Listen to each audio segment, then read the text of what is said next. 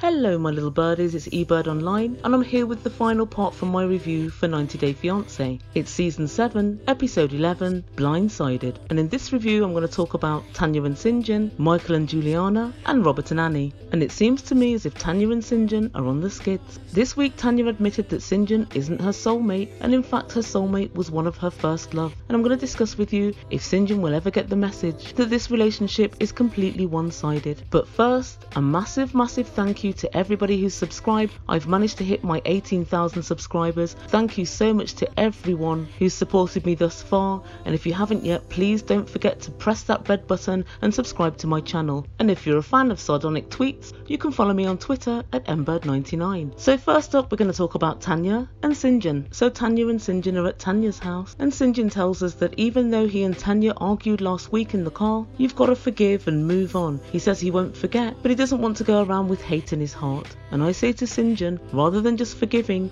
you need to mull over what has been said and what's happened in your relationship thus far. That will give you all the clues you need to decide whether marrying Tanya is the right thing to do. And I find these glib statements such as don't go around with hate in your heart counterproductive in some instances, because deciding to cut something off doesn't mean there's hate in your heart. It means that you take all the signals and all the clues that somebody's giving you and protect yourself from further heartache and very bad life-changing decisions. And Tanya tells us, since I went off the rails in the car. What? Tanya's telling us she went off the rails, so she is self-aware after all, to some extent. And this is even worse than I thought. If somebody's behaving badly, I'd rather that they didn't know. The fact that she actually knows, yet continues to do these things, ultimately to me, makes it worse. And Tanya continues, I want us to build a strong foundation to understand each other, so I've set up an appointment with an astrologist so that we can see the exact times when we were born and how the planets and stars are aligned. Tanya, the best thing that you guys could do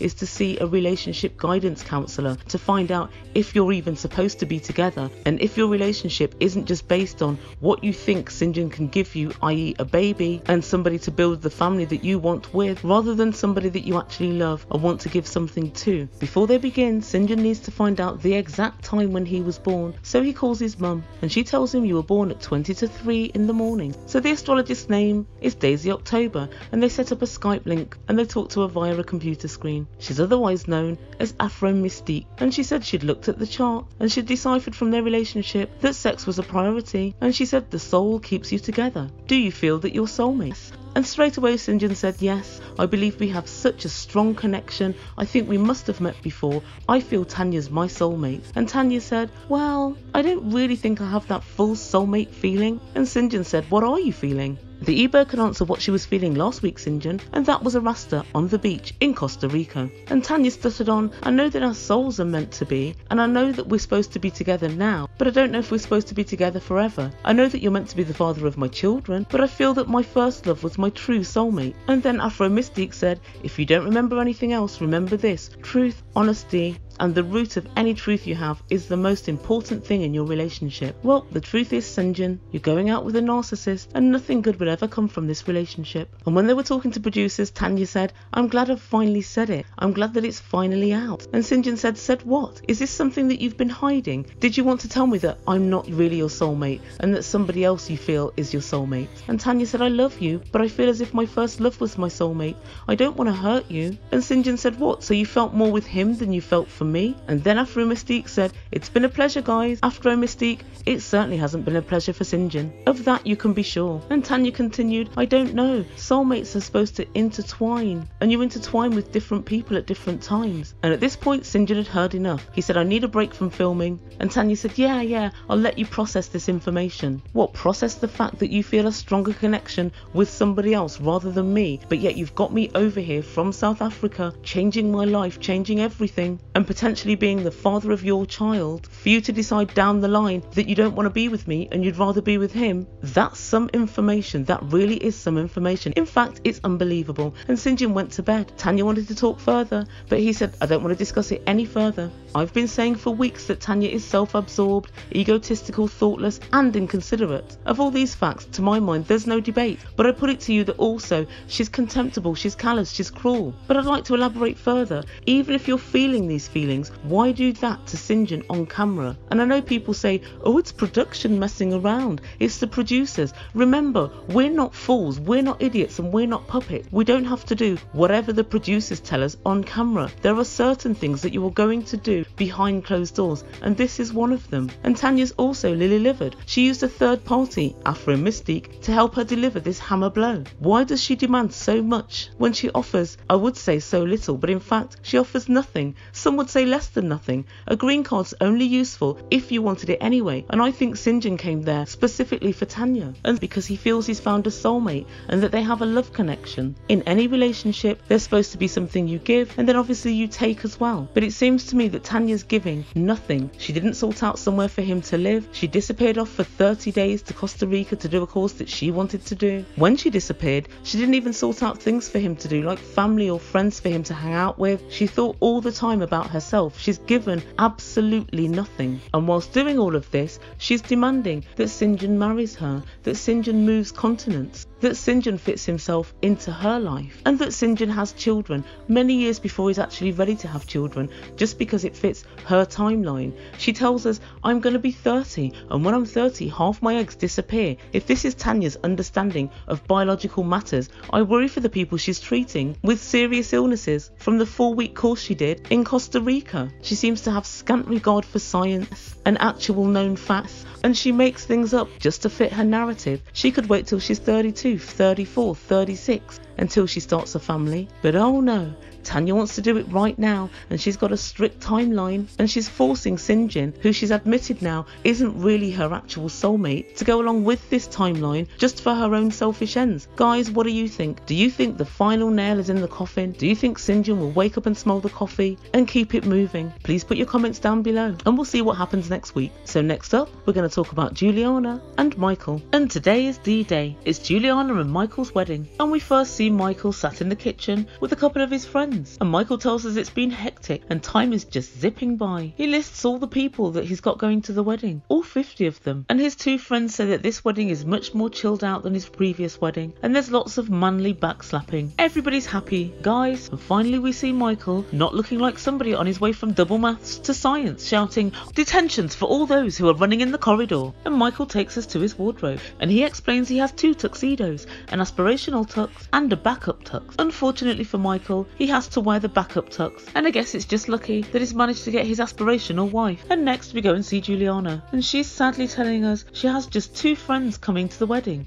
Juliana, I thought you said you had 3 people coming. It comes to something when 33% of your guests drop out on the day of the wedding. And she tells us one friend has come all the way from Milan, and that it was very expensive for her to get her ticket. Maybe her friends flew in first class, because it's no more than about $500 or $600 to get from Europe to New York. And then she says she wishes her mum could see her in her wedding dress, and she really needs support from her family. Juliana, if you'd invited your mum to the wedding, she would see you in her wedding dress. You didn't have to sit and wish it, you could make it happen. And guys, I'm 90% sure there's something from this story that is missing. Juliana's very close to her sister, close enough it would seem to commit fraud and grand larceny on her behalf. So it just seems to me very strange that the only reason that they don't want them to come to the wedding is because they might get jealous and consider that a flower display is too expensive. Like I said, make it make sense, guys. Make it make sense. And next time we catch up with Juliana, she's resplendent in her wedding dress, and she really does look astonishing. She has a tiara and a veil on, and the whole ensemble is breathtaking. She's with her friend, and her friend passes her the phone, and Juliana discovers that all her other friends have done a video montage of them all saying best wishes for your wedding, good luck for the future, and where the hell is my wedding invite? And Juliana starts to cry, and she watched this video montage wiping tears from her eyes, and she said, I must confess, I was waiting for my family to appear, but they didn't. Juliana, no wedding invite would do that to a person. And then she started to dab an already made a pie with what seemed like her wedding dress, and it does seem that she's really upset that she has no one to support her at the wedding. And she said, I really wish my mum or my sister would have at least just sent me a text. So guys, I really don't know what to make of this story, and there's only one thing that I'm sure of, and that's if no surprise family members pop up at this wedding next week, I must conclude that Micheal isn't in love with Juliana and he doesn't have her best interests at heart. Why would anyone anyone want their new wife to be any more estranged from their family than they already were. They were very close, so why would he even suggest the idea that perhaps they didn't ought to come? And most parents, I believe, would be just really proud that their daughter's married really well and that she's going to have a great life, instead of them being horribly jealous of their child. And so I don't think the envious thing really stacks up properly. I honestly believe that he wants to, in some ways, distance the relationship a little bit so that her mum and sister feel less able to ask her for help, ask for assistance, so he'll basically save money in the long run. But he hasn't considered that Juliana might be a big hit modelling. She might make lots of her own money, which she then wants to send to her mum and her sister. It's nothing to do with you what she does with her own money. And as for Juliana, she should remember that nothing is forever. All marriages end in either divorce or death, and she'll need her family at some point, whether it's sooner or later, and not being invited to her wedding is somewhat going to stick in their minds. So guys, tell me what you think. Do you think there's a secret reason why they're not being invited to the wedding? If it were just because it was so hard to get the visa, why don't they just say that? And I can't wait until next week until I can tot up how much I think this wedding should have cost and work out how much Micheal was ripped off by those charlatan wedding scammers. And finally, for this week's reviews, we have Robert and Anny. So Robert, Anny and Robin are all going to meet Robert's brother, Kenny. And Robert tells us Kenny wants to check that Anny is not going to do Robert dirty. So Kenny, how will you check that in one meeting in a bar? But go on, this should be fun. Anny's excited and she says she can't wait to meet him.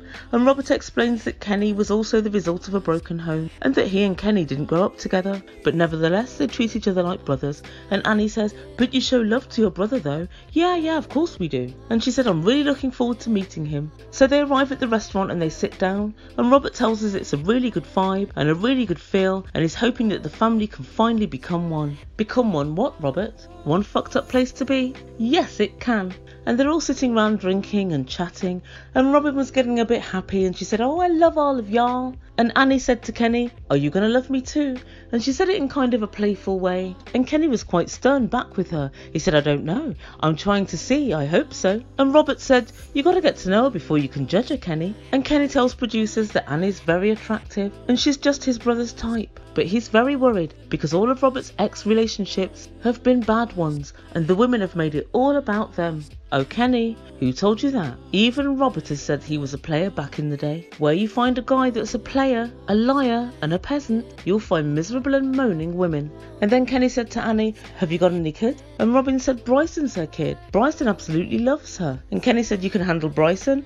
And Anny said, well, not at first, it was quite difficult, but now it's absolutely fine, it's okay. And Robin interjected again and said, Bryson absolutely loves her. And Kenny said, yeah, he is always talking about her, but I'm still worried. I'm just worried if the going gets tough, you could just up and leave. And I couldn't help thinking at this point, Kenny, why don't you congratulate her and say, Bryson's actually a challenging child to look after, and he's grown up with lots of problems, and he's grown up in a broken and fractured household, and props to you that he loves you so much, and you seem to be able to make him behave, and you guys are getting on well. That's really what should be said. Kenny, Anny is taking on and looking after and being a main caregiver for your nephew, your flesh and blood. So as far as I'm concerned, you should be throwing yourself on your knees and praising the Lord that Robert's picked somebody that Bryson actually likes. And so in response to Kenny saying, if the going gets tough, you could up and leave, Anny said, I don't know what's going to happen in the future, but if he treats me with love and respect, I'll be there forever. But if he doesn't do that, then sorry. Anny, I think it's fair to suggest that he possibly won't do that. But nevertheless, she said to Kenny, are you going to our wedding? And he looked at her, he sort of sneered, and then he looked at Robin, and he didn't answer right away. And Anny said, why that face?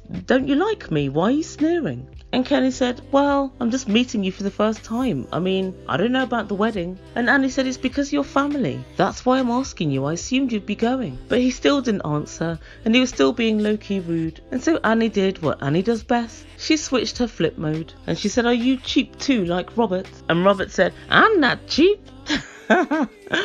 Robert, it's been long established that you are cheap. You know you are, we know you are, the world knows you are. And Kenny said, nobody cheap. Kenny, be quiet. It's highly likely at this point that you're cheap too. But I guess time will tell. So here comes Robert with one of his handy Neo definitions, and this week it's his Neo definition of cheap. And he says cheap is someone who has loads and loads but doesn't do nothing with their money. And it just reminds me of his Neo definition of last week. You know, his definition of poor. Poor is only somebody who sleeps on the street. So those in substandard accommodation who can't afford to feed their kids, they're not poor. You're only poor if you sleep on the street. And Robert always makes sure that his neo-definitions manage to circumvent his own circumstances. And Robert said, I'm not cheap. How am I cheap? And Annie started whittering on again about the second-hand clothes shop. And Robin said if someone did that to me, I'd dump their. I'd dump them. And then Kenny said, sorry to cut in, but you sound like I want this, I need that, you must do this. Do you want all these things in one day? And Robert was so pleased. Robert said, finally, somebody sees it from my point of view. Annie wants everything right away. Annie's been there for about 2 months so far, Robert, and she's got jack shit. So I don't think that that's true. And Annie continued, Robert lies a lot, she said. How I lie, he said. You said you had 3 kids, and then just before I came, you suddenly told me you had 5. And Robert said, I didn't tell her that. But again, Robert, it's already been established, yes, you did do that. But it's also been established that, Annie, you didn't have to still come over. You still chose to do it in that knowledge. And she said, 5 kids is far too many. And then Kenny said, I have 7 kids. Oh, Lord.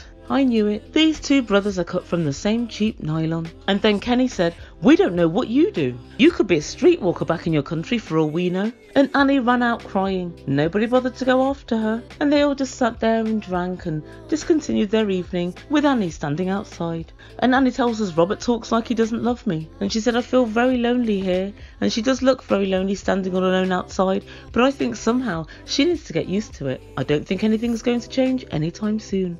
And it seems to me that Kenny is very similar to Robert. All of their problems are always the woman's problems. The fact that Robert has lied and said, I'll buy you this, I'll get you that, we'll live in a 2-bed flat, and none of it's happened. All of that then is Annie wanting things too quickly. How long she's supposed to wait, Kenny? Is she supposed to wait until Bryson's 18 until she gets a 2-bed flat? Is that how long she's supposed to wait? And I can see that Kenny's no good. And it seems to me Kenny came there with the express intention of trying to give Annie the hardball, and he has absolutely no right to do that. He doesn't know her, and she shouldn't be judged on the quality of women that Robert's previously gone out with. And then we come to Annie. Why must you bite all the time? If you don't like someone, you can't help but to tell them immediately. You should have turned your attentions right away from Kenny and just conversed with Robin, who seems to love you, and Robert, your partner. If I asked someone to go to my wedding and they turned and smirked at somebody else, I'd blank the life out of them for the rest of the meal. But you make yourself look bad, Annie, when you bite and start saying, are you cheap too? It's pointless trying to take pot shots at somebody when you're outnumbered. They're all family, they're all siblings. You cannot win in this situation. And my advice to you is to pick your time and pick your place to get into an altercation with somebody, and you'd be more successful. So guys, what do you think? Is Kenny just as bad as Robert? And should Kenny have suggested that Annie may be a prostitute in her home country? That's pretty disrespectful, even for this family. That's a new low. Let me know what you think below in comments. And just before I go, please don't forget to subscribe to my channel, click that red button for regular content, and please don't forget to follow me on Twitter at Ebird99. You've been listening to Ebird Online. Ciao for now.